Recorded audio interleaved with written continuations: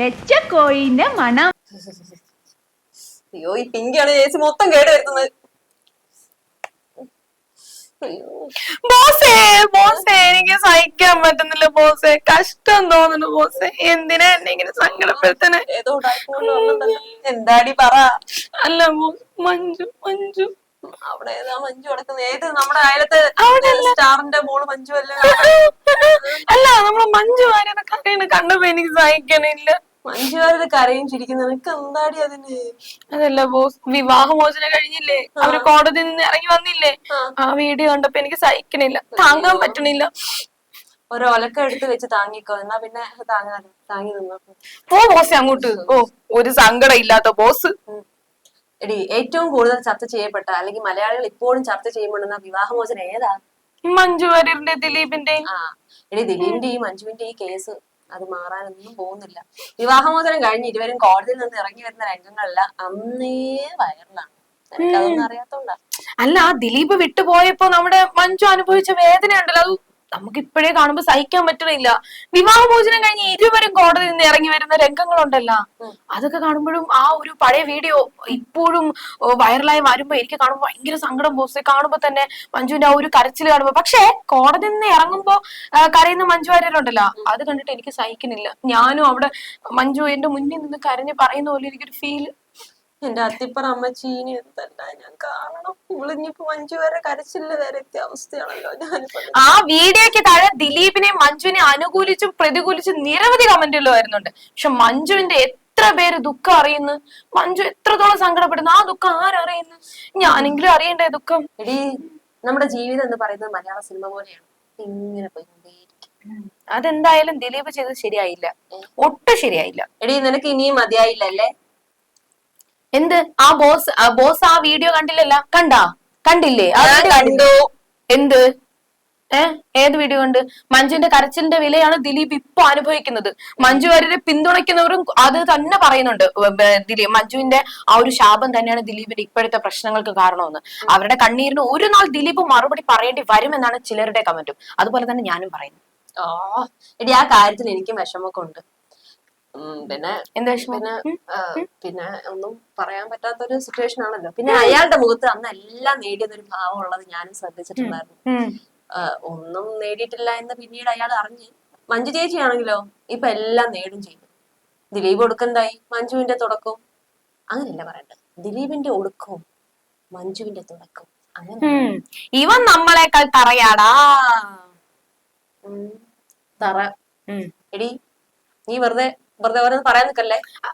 അല്ല ഒരുത്തന്റെ അവസാനത്തെ ചിരിയും ഒരുവളുടെ അവസാനത്തെ കരച്ചിലും, അങ്ങനെ വേണം പറയാൻ. നമ്മളെ ദിലീപിന്റെ അവസാനത്തെ ചിരിയായിരുന്നു, മഞ്ജു ചേച്ചിയുടെ അവസാനത്തെ കരച്ചിലുമായിരുന്നു അത്. അങ്ങനെ വേണം പറയാൻ കേട്ടോ. പഞ്ചാബി ഹൗസിലെ കൊച്ചി ഹനീഫയുടെ ഒരു ചിരിയുണ്ടല്ലോ, രക്ഷപ്പെട്ടല്ലോ എന്ന ഭാവത്തില്, അതാണ് ദിലീപും. കാണാൻ അതാണ് ദിലീപിനെ ഇപ്പൊ കണ്ടാ തോന്നുന്നു ഇലക്ഷനിൽ നിന്ന് ഭൂരിപക്ഷത്തോടെ ജയിച്ച പോലെ അവർ അനുഭവിക്കുന്ന മാനസിക വേദന പറഞ്ഞറിയിക്കാവുന്നതിലപ്പുറമാണെന്നൊക്കെ പറയുന്നത് ഞാൻ ഒരുപാട് കേട്ടിട്ടുണ്ട്. അതെ ആ കാവ്യാണ് എല്ലാത്തിനും കാരണക്കാരി. നിർത്തടി. എന്ത് നിർത്തായി? ഞാൻ പറഞ്ഞു ശരിയല്ലേ? ഒരേ സമയം ഒരേ ദിവസം ഒരു മകൾ നഷ്ടപ്പെടുക, ഭർത്താവ് നഷ്ടപ്പെടുക, മരിച്ചാൽ മരിച്ചെന്ന് കരുതി സമാധാനിക്കാം. അതായത് ഭർത്താവ് മരിച്ചു കഴിഞ്ഞാൽ അയ്യോ മരിച്ചു പോയെന്നെങ്കിലും പറഞ്ഞ് സമാധാനിക്കാം. ഇത് അങ്ങനെ അല്ലല്ലോ. മറ്റൊരാൾക്ക് വേണ്ടിയിട്ട് പാവം പിടിച്ച ഒരു സ്ത്രീയെ ഒറ്റപ്പെടുത്തിയില്ലേ? അത് മാത്രമല്ല, മാനസിക വേദന നൽകിയ ദുഷ്ടൻ ദൈവം പോലും സഹിക്കൂല എന്നല്ല, ദൈവം പോലും പൊറുക്കൂല. അവരുടെ ശക്തി അവരുടെ കുടുംബം തന്നെയാണ്. സർവശക്തനായ ദൈവവും അവരുടെ കൂടെ തന്നെ ഉണ്ട്. അതുകൊണ്ടാണ് അവരുടെ മഞ്ജു ചേച്ചിയുടെ ഇപ്പോഴത്തെ വിജയം എന്ന് പറയുന്നത്. ഞാൻ മഞ്ജു ചേച്ചിയുടെ കൂടെയാണ്. ഇനി ഈ തറ പരിപാടിയും കൊണ്ട് നീ വന്നാണ്ടല്ലോ. എന്ത് നീ ഇങ്ങനെ ഇതൊന്നും പറഞ്ഞ് ഇങ്ങോട്ട് കേറി ഇങ്ങോട്ട് വരല്ലേ പ്ലീസ്. എന്താ ബോസ് ഒരു ഭാവ വ്യത്യാസം? എന്ത് പറ്റി? പിന്നെ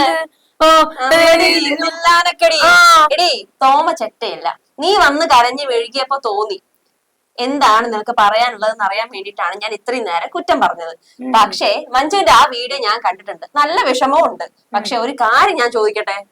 എന്ത് ചോദ്യം? മഞ്ജുവിന്റെയും ദിലീപിന്റെയും മകൾ മീനാക്ഷി എവിടെയാ? ചെന്നൈയിലല്ലേ? അവിടെ ആർക്കൊപ്പമാണ് താമസം? അത് ദിലീപ് കാവ്യക്കൊപ്പം ആണല്ലോ. എന്താണ് തന്റെ മകൾ അച്ഛനൊപ്പം പോയത്? അത് അച്ഛനെ ഇഷ്ടമുള്ളത് കൊണ്ട് അച്ഛന്റെ ഒപ്പം പോണെന്ന് പറഞ്ഞു. നീ പറയുന്ന പോലെ അത്ര ദുഷ്ടനാണെങ്കിൽ ആ മകൾ എന്നേ അമ്മയ്ക്കൊപ്പം പോകുമായിരുന്നല്ലോ. എന്താ പോകാത്തെ? എന്റെ സ്വപ്നങ്ങളെല്ലാം തകർന്നു. ഇനി ഇവിടെ നിന്നിട്ട് കാര്യമില്ല, സ്ഥലം വിടുന്നതാണ് നല്ലത്. നെല്ലടിയോടെ നെല്ലടി എങ്ങനെ ഇതൊക്കെ ഒപ്പിക്കുന്നു കൊച്ചു കള്ളി. വണ്ടർഫുൾ ആയിട്ടുണ്ട്. എടി, മകൾ തന്റെയാണ്.